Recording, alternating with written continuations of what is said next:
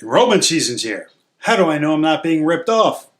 Well, it's very simple. In today's episode, we're going to go over 4 key topics you as the employer should be keeping your eye out on to make sure that you're getting the best bang for your buck when purchasing employee benefits.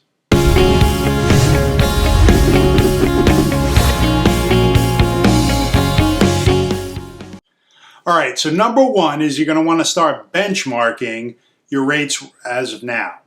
All right, what this does is it enables you to track what your increases are and anticipated increases. On average, it goes up about, I'm going to say anywhere from 2 to 4% per quarter.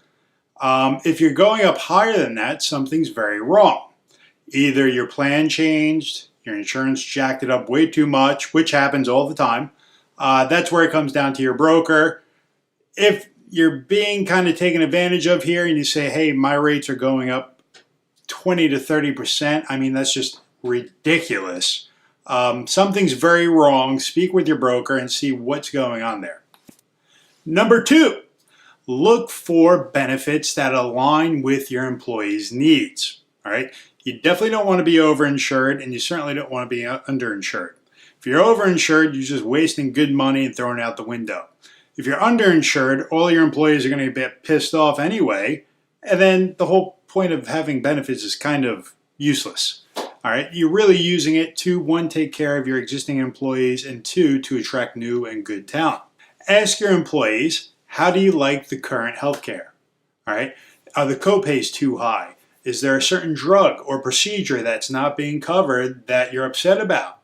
All right, by doing so gives you a kind of a marker to aim the insurance benefits, and that you could discuss with your broker, and then they should definitely be able to provide. I do that with all my clients because what works for one company certainly might not work for another.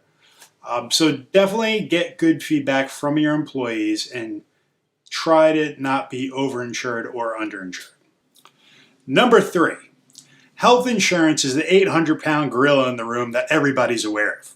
But there's also the voluntary benefits such as life, accident, 401ks that you could offer to offset the health insurance costs by offering these additional benefits to people, but maybe lowering their benefits because they're just getting way out of control. I know a lot of people don't like to hear that, especially employees don't like to hear that, but you do have to focus on what's best for the company sometimes, because if the company goes belly up, everybody loses everything. Number 4, the big one, benefits administration and service quality.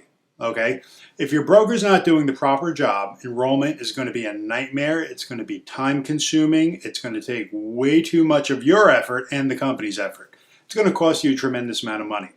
The broker is there to make sure that the transition is as seamless as possible. Now, it's never flawless, but it can be a very straightforward process as long as your broker's doing their job.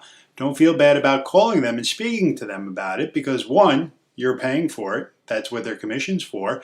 And 2, if they're not doing that, it comes out of your pocket. As long as your broker is doing the proper job, enrollment shouldn't be too bad. And just keep in mind the 4 topics that you should be considering to make sure that you and your business are not being ripped off.